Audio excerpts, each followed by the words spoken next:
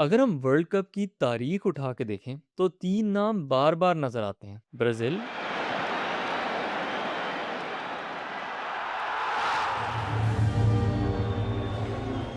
Germany Aimed in for Kurtza! और Argentina. Maradona turned past two and runs away from Reed and then gets past Butcher and past another, and Maradona goes on and scores one of the Lautaro Martinez, Lionel Messi, Fernandes, Martinez, Messi! 3 footballing giants, 3 ऐसे मुल्क जिनके पास quality भी है, legacy भी है और जीतने का एक्सपीरियंस भी है। लेकिन इस वर्ल्ड कप में इन तीनों के चांसेस कितने हैं? क्या ये फेवरेट्स हैं या चैलेंजर्स हैं या फिर ये डिसअपॉइंट करके जल्दी बाहर हो जाएंगे? आज हम इस सब को ब्रेक डाउन करेंगे। मैं हूँ इस्माइल फारूक, एफसी न्यूरमबर्ग के लिए जर्मनी में फुटबॉल एनालिस्ट, और ये है प्रेसिंग मैटर्स, पाकिस्तान का number 1 football show brought to you by on the mic. हम इस शो पे इस वर्ल्ड कप को बाकायदगी से कवर करेंगे, तो please stick around, subscribe and let us know what you think. मेरे साथ इस सब के लिए आज भी और बाकी वीडियोस में मौजूद होंगे Sheikh Hamdan, UEFA license coach और कराची यूनाइटेड के मैनेजर। समदान, अब हम ऐसी 3 टीमों की बातें करेंगे जो कि फ़ुटबॉल की दुनिया में तो बहुत बड़े जायंट्स हैं, लेकिन फॉर वन रीज़न और दी अदर कभी डामाडोल हो जाते हैं, कभी एक की परफॉर्मेंस अच्छी होती है तो 2 बाकी रह जाती हैं।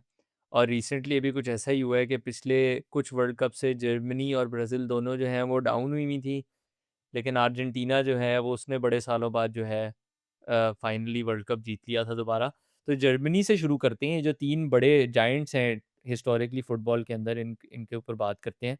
जर्मनी में मैं खुद भी हूँ तो मुझे इसका थोड़ा ज़्यादा इंटरेस्ट भी है। Yeah, you squad better Germany speak का well, बड़ा by the way. इंटरेस्टिंग है। हाँ? You better speak well about them and give us some good insight. ओए भाई प्रेशर डाल दिया। बेसिकली स्क्वाड की अगर उस ओवरऑल मेकअप की बात करें तो एवरेज एज जो है इनकी, that's right in the sweet spot of 27 and half years. Athletic ने एक आर्टिकल निकाला था टॉकिंग अबाउट कि वर्ल्ड कप जीतने वाली नेशंस के अंदर क्या कॉमन चीज़ होती है क्या नहीं होती। तो उसके अंदर एक था कि एज का स्वीट स्पॉट क्या होता है। तो जनरली यही था कि यार mix of old and new is generally what works, और 27.5 seems to be the sweet spot. और जर्मनी का स्क्वाड वाहिद स्क्वाड है जो स्वीट स्पॉट के अंदर बैठ रहा है। अर्जेंटीना जिसके ऊपर बात करेंगे तो वो बड़ा है, स्पेन का कम है, पोर्चुगल का भी कुछ हद तक स्वीट स्पॉट के अंदर है, और दूसरा जर्मनी का है। आई वुड से कि mix of old and young की अगर बात करें तो एक्सपीरियंस प्लेयर कुछ हैं जिन्होंने पिछले टूर्नामेंट्स भी खेले हुए हैं। नॉयर है, रूडिगर है, किमिच है, पास्कल ग्रोस को भी मैं इसके अंदर डालूंगा, वेरी एक्सपीरियंस प्लेयर। फिर कुछ यंग क्वालिटी है जो इसके साथ सप्लीमेंट होती है, जिसके अंदर पीछे से हम स्लॉटरबैक की बात करते हैं, फ्लोरियन वर्ट्स, मूसियाला, अमीरी, पावलोविच, और Yeah, बायर्न there's म्यूनिख का this एक really और good fullback, by the way. German fullback. Left really back good है? German fullback. यार किसकी बात कर रहे हो? Some वेल्डमिर एंटोन की बात कर रहे हो? नहीं, it's some Brown, Daniel Nathaniel Brown, Brown, Nathaniel Nathaniel Brown Brown. Eintracht Frank Nathaniel Brown Eintracht Frankfurt का है, वो एफसी न्यूरमबर्ग में खेलता था पहले। तो तुमने तो देखा हुआ है या नहीं देखा हुआ? तुमने नाम तो नहीं लिया उसका। अबे उसका अभी इतना बड़ा नाम थोड़ी है। अच्छा, उसको but मैं apparently अब he ये is words shirts exceptionally good. मुसियाला birds, लेकिन वो खेल स्टार्ट नहीं करता मोस्टली। नागल्समैन जो है वो राउम के साथ स्टार्ट करता है लेफ्ट साइड पे, और राइट साइड पे वो ठीक है, किमिच को खिलाता है। समझ गया। तो Okay, उसका नाम लेना ऐसा ज़रूरी नहीं था, सॉरी okay, सर, no, माजरत। no, it's अम, और फिर आप पाव्लोविच भी है बायर्न म्यूनिख का, he has come on leaps and bounds इस सीजन स्पेशली, जो अभी गुजरा है। फिर कुछ प्लेयर हैं जो बीच के अंदर आते हैं, जो कि एक इम्पोर्टेंट प्लेयर प्रोफाइल होती है, लाइक जो ज़्यादा बड़े भी नहीं है और बिल्कुल भी ये उसके अंदर लीरोय साने हैं, जोनाथन टाह है, काई हावर्ट्स है। ये कुछ प्लेयर हैं जो उस पीक 20, आई वुड से 7 टू 30 एज के अंदर घूम फिर रहे हैं। और फिर जो इंटरेस्टिंग चीज़ है इनके स्क्वाड के बारे में कि इनके पास आजकल के दौर के अंदर जिसके अंदर वो out and out number 9s उस तरह नहीं है, इनके पास 2 नंबर 9s हैं, Dennis वोल्टमार्डे Undav. और डेनिस उंडाफ। But यार और ये वो वोल्टेमार्डे तो throughout Newcastle, I think पूरे साल वो डिबेट रही है, ही is not a 9, he is like अ 10। वो उसको फिर एडी हाउ ने मिडफील्ड में भी खिलाया as a number 8, because they felt कि यार he is not as he is not a natural number 9। But yes, यार डेनिस आई लिंडम, थिंक या मिस यार प्रोफाइलिंग आई है थिंक फ्रॉम अ वोल्टर न्यूकासल पॉइंट ऑफ व्यू। मैंने नहीं वो टू बी ऑनेस्ट न्यू का बट अगेन मैं तो उसके ऊपर फुल कोई एक्सपर्ट ओपिनियन दे सकता, लेकिन मैंने जितना वोल्ट मार्डे को देखा मुझे लगता है कि उसकी टेक्निकल एबिलिटी अच्छी है। तो वो दोनों तरफ से मिस प्रोफाइल हो सकता है, शायद मैं उसे मिस प्रोफाइल कर रहा हूँ क्योंकि मैं देख रहा हूँ कि वो लंबा चौड़ा है, गोल शोल करता है, तो जी नंबर 9 बना दो।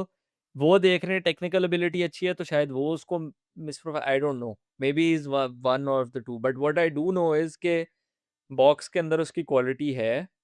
और दूसरे सेट पीस लाइक लंबा 6-8 है, पता नहीं कितना है। तो वो और उंडा आई थिंक उनके वो वर्सेटिलिटी देते हैं कि वो गेम स्टेट नॉकआउट मैचेस के अंदर चेंज कर सकते हैं। शायद ये लोग स्टार्ट ना करें, लेकिन in crucial moments they can give the defender something different, जिस तरह निकोलस फुलक्रूग था, तुम्हें याद होगा पिछले यूरोस के अंदर स्ट्राइकर, फुलक्रूग ने आके मैच चेंज या किए थे। तो वो तबीयत वेस्ट प्लेयर्स हैम। जो हैं आके कुछ कर सकते हैं।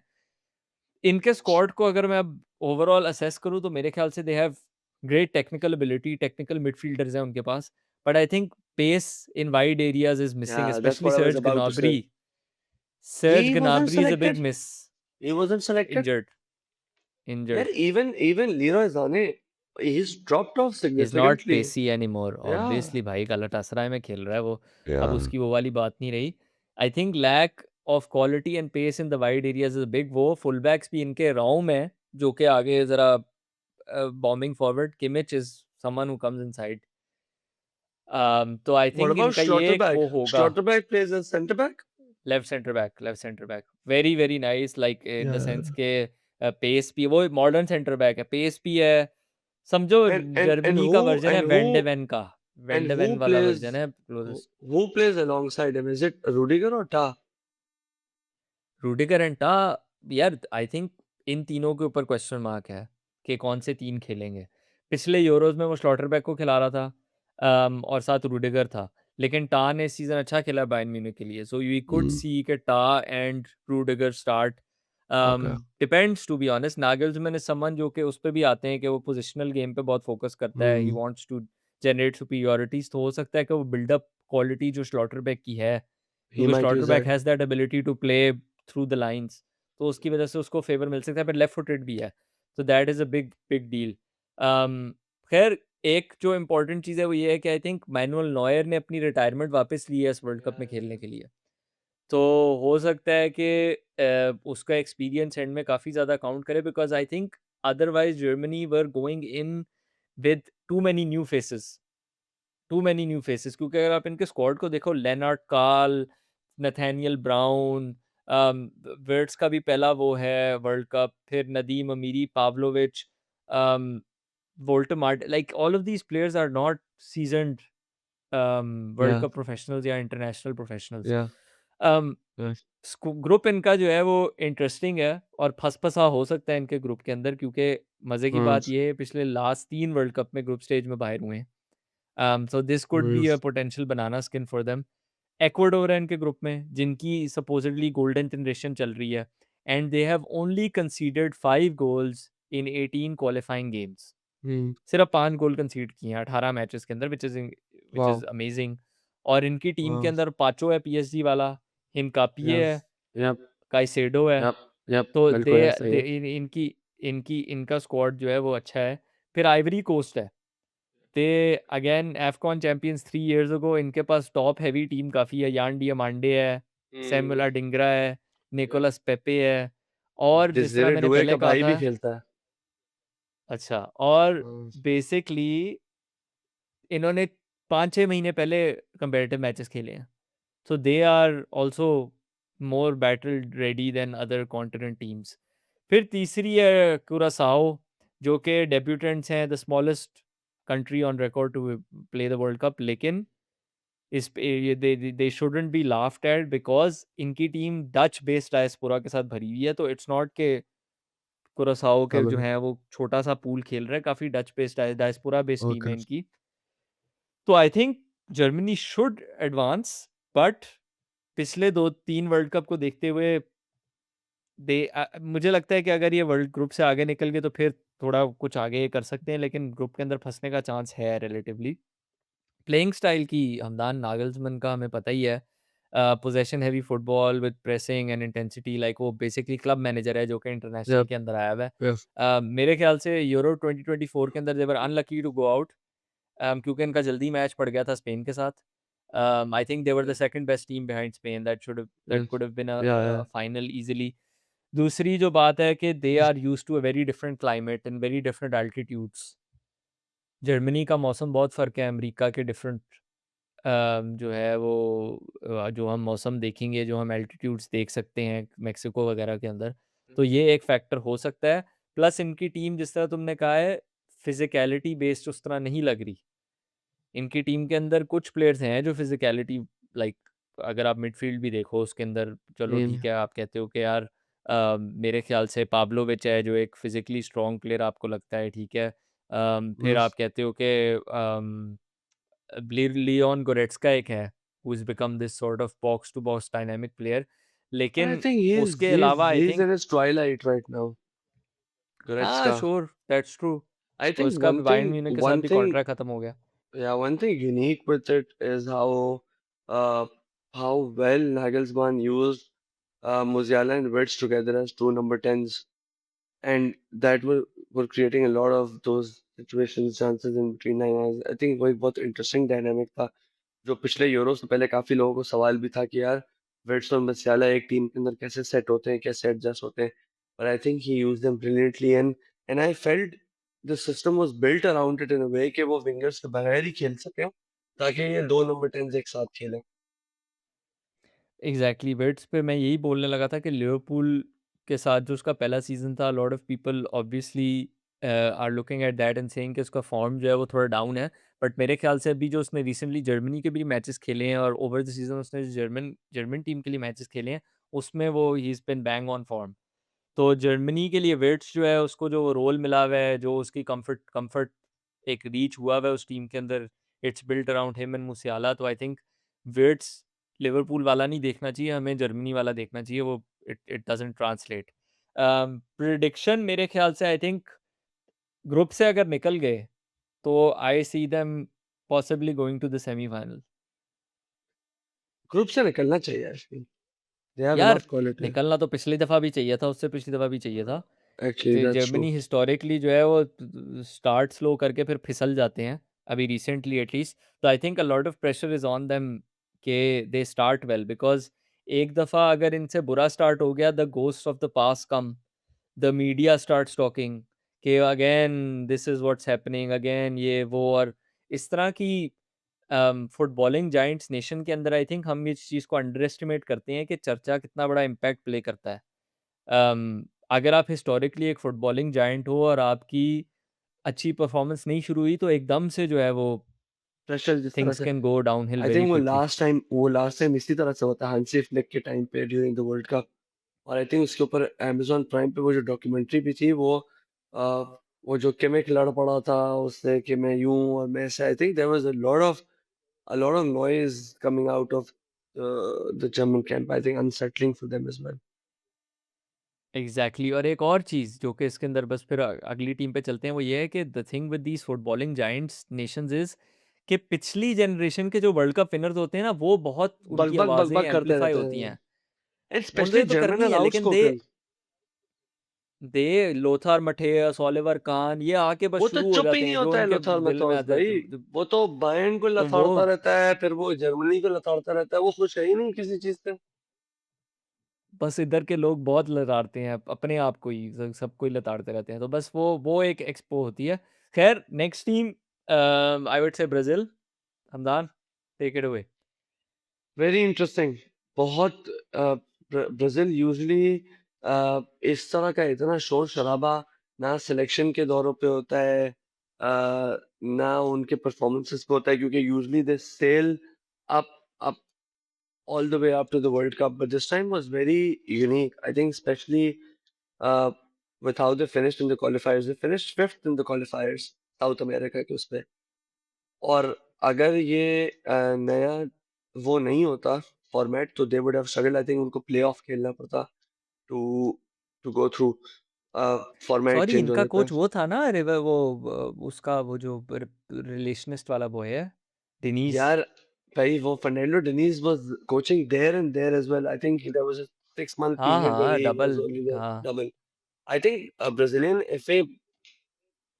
FA काफी unsettled रही है after Chiche's gone. I think Dorival Junior एक coach था उनका, if I'm not wrong. फिर Fernando Diniz आया था, and then they eventually waited for Carlo Ancelotti, और 6 महीने एक और कोई interim manager आया था. So there have been a lot of managerial changes, और merry-go-round काफी चलता रहा है उनके managers पे. Eventually they settled on and they felt Ancelotti would be their manager. One bad news for Brazilian fans, I don't want to say it, क्योंकि मेरे आधे KU और कराची के फुटबॉल के अंदर लोग मुझे मारेंगे, क्योंकि मेरे कितने प्लेयर्स लेहरी से होते हैं और लेहरी ब्राजील को कितना चाहता है, और इस तरह से. No manager has won a world cup जो वो उस कंट्री का नेशनल हाँ, ना हो. एग्जैक्टली तो एंचेलोटी एग्जैक्टली। और टुकल के फेवर के अंदर इस वक्त है नहीं वो वाली चीज. मार्टिनेज के अंदर भी नहीं है, मार्टिने मार्टिनेज बट स्पेनिश है। पर ये मुझे बहुत शॉकिंग स्टैट लगा कि जो भी जितने वर्ल्ड कप विनिंग टीम्स हैं उनका जो मैनेजर रहा है वो उसी मुल्क का कोच है, रादर देन कोई यहाँ यार पे टू बी फेयर, आई क्या वुड कोई. Like to know the statistics के, sorry I would like to know the statistics के कितने नॉन, मतलब कितने फॉरेन मैनेजर्स कोच कर चुके हैं टीमों को। यूजुअली आपका ही मैनेजर कर रहा होता है। आई थिंक कोच तो काफी कर चुके हैं. देखो इन अफ्रीकन नेशंस, अफ्रीकन और एशियन बड़ी टीमों नेशंस में को, तो अफ्रीकन एशियन नेशंस में तो ये वाला चक्कर चलता ही रहता है कि वो तो बोलते हैं बड़ी यार में नहीं गोल. चलता, बड़ी में हाँ, बहुत बड़ी भी नहीं चलता. अनयूजुअल होता है। सो इसीलिए इंग्लैंड के केस में थॉमस टुचेल पे सबसे ज्यादा शोर ही यही था कि भाई हम एक जर्मन को क्यों नहीं आए, और एक 6 महीने तक वो चलता रहा था उसके ऊपर शोर शराबा. यार ये यही तो है कि पाकिस्तान टीम के लिए इंडियन को ले आओ, लाइक दैट्स द, हाँ, आई कुड और गिव क्योंकि द इंग्लैंड क्लोजेस्ट जर्मनी पे एनालॉजी। हमेशा वो एक राइवलरी वाला चक्कर रहा है. तो आई हाँ think एंcelotti they waited on Ancelotti to then get him on. But then the qualifiers वो कोई इतना अच्छा नहीं था. लास्ट उनके 14 गेमों में, if you take out the last two wins, they only won 6 games out of the 12. तो वो Brazil's performance has been patchy. And then वो जो एक बहुत बड़ा ड्रामा नेमार ने क्रिएट किया था थ्रू आउट, कि वो अपनी वीडियो अपने यूट्यूब पे लेके आने पे, मतलब मुझे समझ नहीं आ रही. लाइक हमारे फुटबॉल, ये जो players that we grown up watching, ये बुढ़ापे में आके सठियाना क्यों शुरू हो गए. लाइक बावलापन इसका, रोनाल्डो का. Like I just don't understand why इतना बड़ा ड्रामेबाजी इनके अराउंड क्यों सराउंड होगी. And I felt Joao Pedro missed out big time. यार he had a decent season. 15-16 goal Chelsea, 20 goal Chelsea के अंदर मारे. भाई, चेल्सी स्ट्रगलिंग स्ट्रीम के अंदर 20 गोल मारे हैं उसने। हाँ, तो ये आई थिंक ये एक चीज थी. सेकंड चीज जो इनके केस में है, which is their midfielders, and the average age of their midfielders is actually 30. It's a very old experienced midfield, which relies very heavily on Bruno Guimaraes. क्योंकि अगर आप गिमराइश को निकाल दो तो इनके मिडफील्ड के अंदर की उस तरह की टांगें मौजूद नहीं है. They've it's a midfield line of Casemiro, Fabinho, Paqueta, Danilo. They're not midfielders जो वो intense और वो उस तरह वाले हैं. Casemiro के he has struggled throughout United's games as well past the 1 hour mark. He has struggled to maintain his intensity, और वो अक्सर यूनाइटेड के गेमों में भी सब्स्टिट्यूट होता था. So they're the starting double pivot of Brazil, Paqueta और Guimaraes और Casemiro. I'd be surprised अगर I was surprised कि वो फेबिनियो को भी अभी लेके गए थे फिर भी, क्योंकि फेबिनियो के साथ तो 2 साल पहले लिवरपूल के अंदर ये प्रॉब्लम हो रही थी कि his legs were eventually going out. तो हाँ इन हाँ, फारिग हो चुका था। इनकी इनकी मिडफील्ड को कंपेयर करो इंग्लैंड से. England have an average age of 26 years old within their midfield department. Secondly, their fullbacks are a huge problem as well, with their average age as 30 as well. Danilo अभी भी खेल रहा है. The Danilo Brazilian वाला, जो city में था, Juventus. Alexandro is still playing. तो exactly. तो अभी भी वो इनके पास माइकॉन को भी ले आते, डैनी एल्वेस को भी ले आते, और भी जो पीछे रह गए उनको भी उठा के ले आते। Well, their centre back pairing might be one of the best in the World Cup, I feel, with Gabby Magalhaes and Marquinhos. But fullbacks are a problem. Fullbacks जो है वो they're not set. Leo Pereira sometimes plays. He's not a known name. फिर Wesley खेलता है रोमा वाला. तो ये उनके fullback का problem है. But it's a very top heavy squad that of forward line that he's selected with. A lot of youthfulness and some what would you call goals in there as well with Igor Thiago. वो एक बहुत ही surprise selection थी उनकी but ने ये उसका special Rafi unit वाला player है जो उधर वो इवेंट टोनी है, he is a very Tony different था. Player. but I think Thiago had a very very good season. हाँ Thiago हाँ का 100%। तो वो मैं या प्रोफाइल की बात कर एग्जैक्टली रहा था, डिफरेंट हाँ प्रोफाइल। हाँ हाँ हाँ. Who starts? I think for sure Vinny Jr. starts, Rafinha starts, Cunha starts, and then it is down to see कि किस तरह से he manages. Does Igor Thiago play or Cunha number 10 बनता है? That'll be interesting. Another really interesting selection was Ryan of Bournemouth, who had a very good second half. He's a left-footed right winger, जो काफी unique है in terms of profile or gives you something different. Martinelli was an extremely strange selection. मैं तो मेरे ख्याल Martinelli से की उसको नहीं जगह होना चाहिए था। यार he could जाओ barely play पेड्रो को in रखते आप। he could barely play in Arsenal's team. I mean, or Arsenal were crying out for wingers or winners, match winners. But वो start भी नहीं कर पाता था. वो लिएंड्रो ट्रोसार्ड खिला रहा होता था आर्टेटा consistently. तो वो एक मेरे लिए बहुत सरप्राइज चीज थी.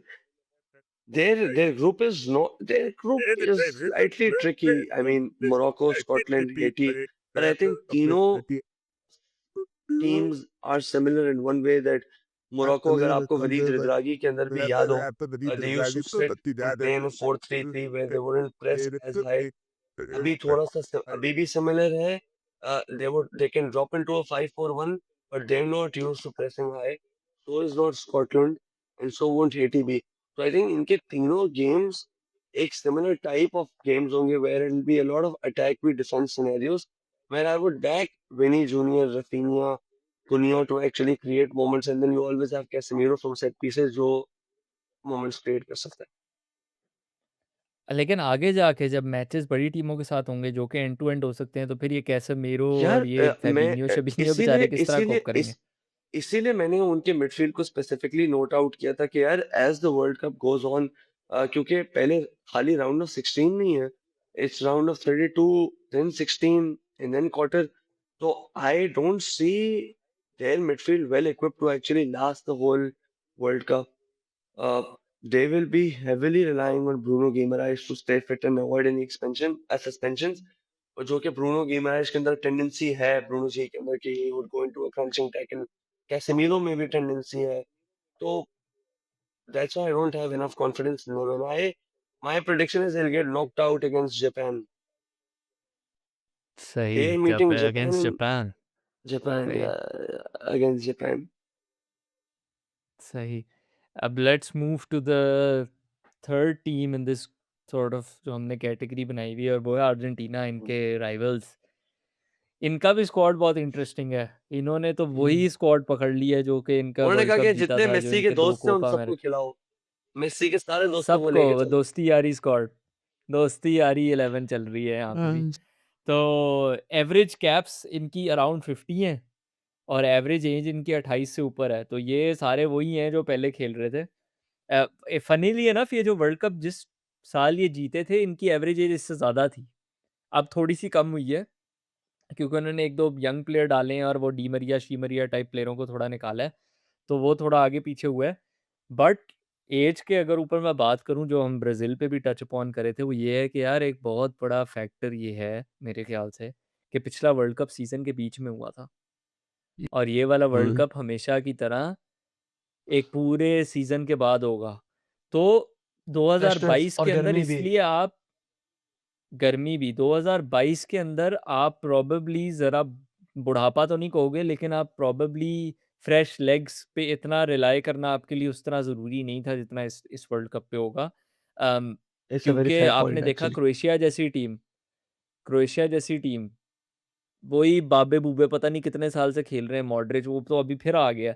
मॉड्रिच, ब्रोज़ोविच और वो जो तो वो कोवाचिच, रैकिटिच, वो 3 कोवाचिच, वो पेरिसिच, कोवाचिच, हाँ। कोवाचिच वो सेमीफ़ाइनल तक पहुँच गए थे किसी तरह, लेकिन वो फिर मुझे ऐसा लग 2024 रहा में है वो मुझे बेचारे ऐसा लग रहा है मैं अपने बचपन से देख रहा हूँ उनको। देख रहे हैं हम बचपन से। तो वो उनका मैनेजर ही वही है 2024 में ज़्लाटको डालिच। हाँ, एग्ज़ैक्टली।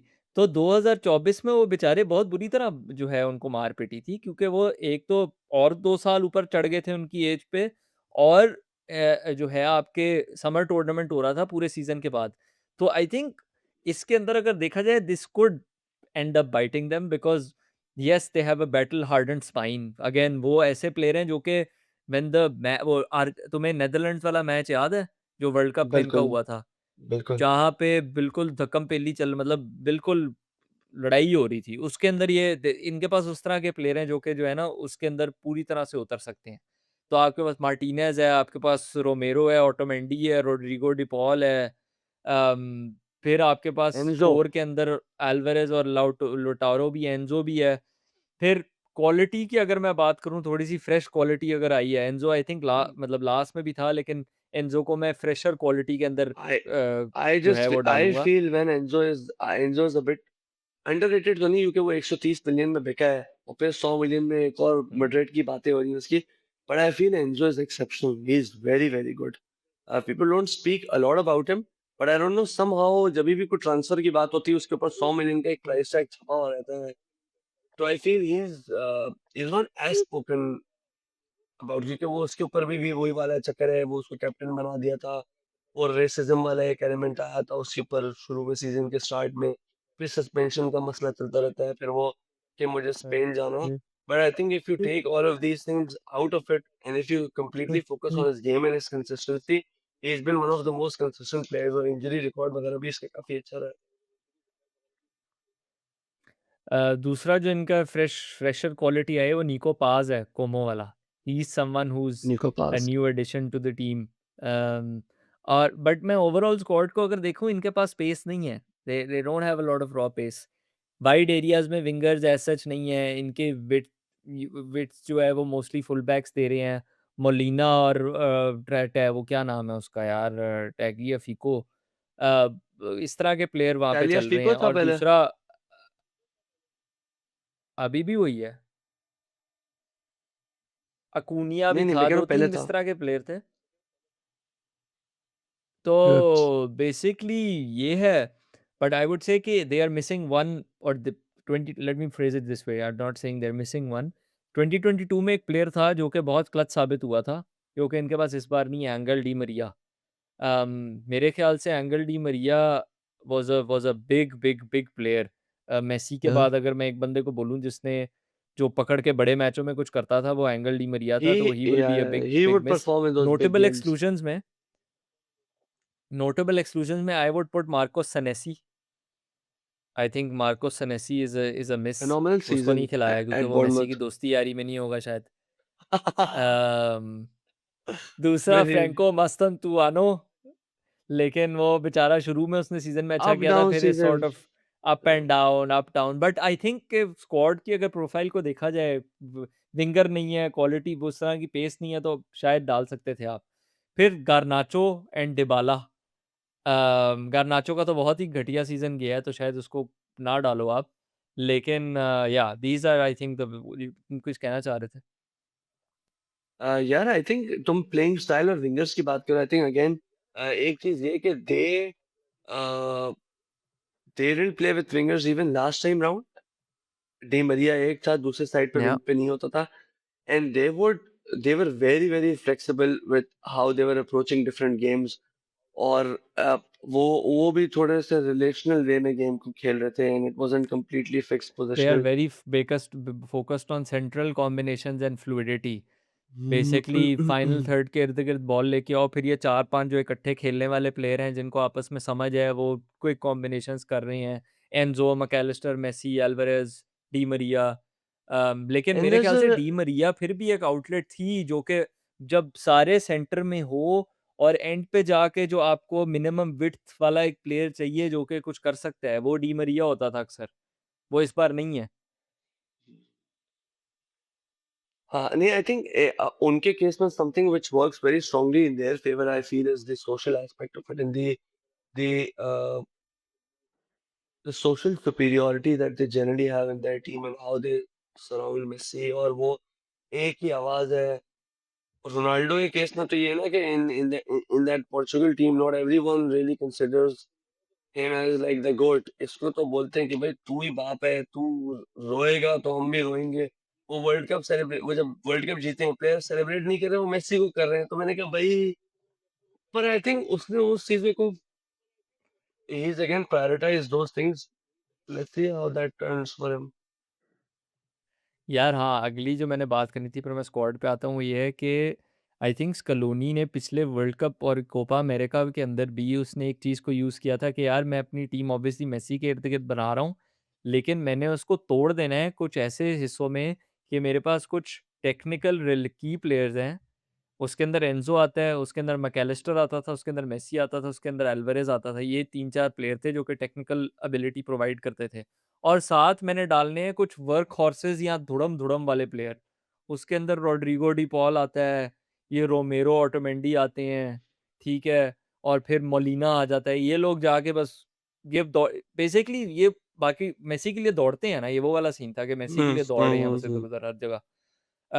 अब मसला ये है कि रॉड्रिगो डी पॉल खुद भी एमएलएस में खेल रहा है, ठीक है? He's not um, used to that same उसका एक intensity फ़ायदा that, ये है कि he is used to those conditions, but not but the he is same not used to the intensity। Intensity, ठीक है? येस, बट एक और फ्लिप साइड है कि maybe he has had less a, mileage on Load, his legs this season. तो we load, don't really yeah, know के yeah। और ये मेसी क्वेश्चन भी है कि what is the true level? Messi का अभी ऑपरेटिंग लेवल क्या है? क्योंकि मेसी एमएलएस में तो फाड़-फूड़ रहा है टीमों की डिफेंसों को, लेकिन असल में क्वालिटी के खिलाफ क्या होगा? और अगर उसके मिनट्स मैनेज होते हैं, तो फिर will they have enough final third quality to create? क्योंकि सारी टीम ही जब एक बंदे के इर्द-गिर्द घूम रही है, तो फिर जब वो नहीं खेल रहा, तो फिर आप क्या करोगे? तो ये है, फिर ग्रुप की जल्दी से मैं बात करूँ तो Yeah, इनका group by the way tough है। इनके ग्रुप में ऑस्ट्रिया है, जो कि राल्फ mm, रैनियक मैनेज कर yep, रहा है, yep, तो you yep, will yep। Expect a very, very tough, Pressing, extremely high pressing match. और उनका फर्स्ट वर्ल्ड कप है 28 साल के अंदर, तो वो भी आ रहे हैं टू टू प्रूव समथिंग। फिर अल्जीरिया है, जिनका अगेन एफकॉन हुआ है 5-6 महीने पहले, और वो क्वार्टर फाइनल्स तक पहुंचे थे। तो आई थिंक अल्जीरिया भी एक ऐसी ट्रेडिशनल वर्ल्ड कप टीम है जो कि कभी-कभी अच्छा भी कर देती है। मतलब उसके अंदर obviously they have yeah, some players with quality, like मारेज़ है, लाइक 2-3 प्लेयर्स हैं जिनको आप कह सकते हो क्या डिफरेंस मेकर्स कर सकते हैं। फिर जॉर्डन है, जो वर्ल्ड कप डेब्यू कर रहे हैं।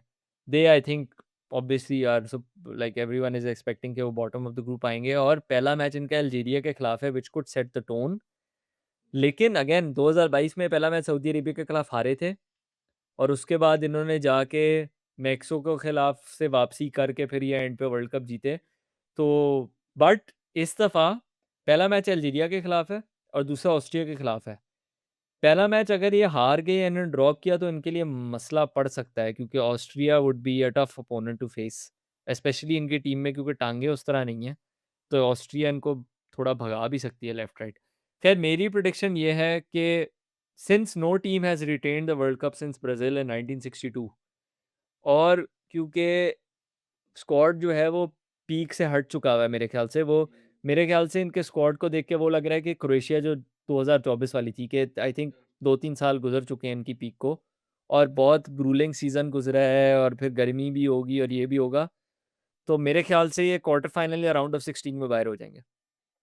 yeah, I have the same prediction for them।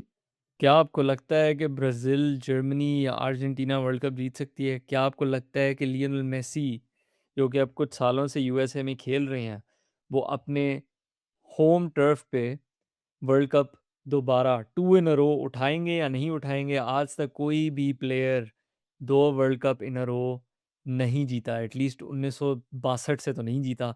तो let's see, let us know in the comments below. अगली वीडियोस के लिए स्टे ट्यून्ड। इस्माइल फारूक की तरफ से टेक इट इजी।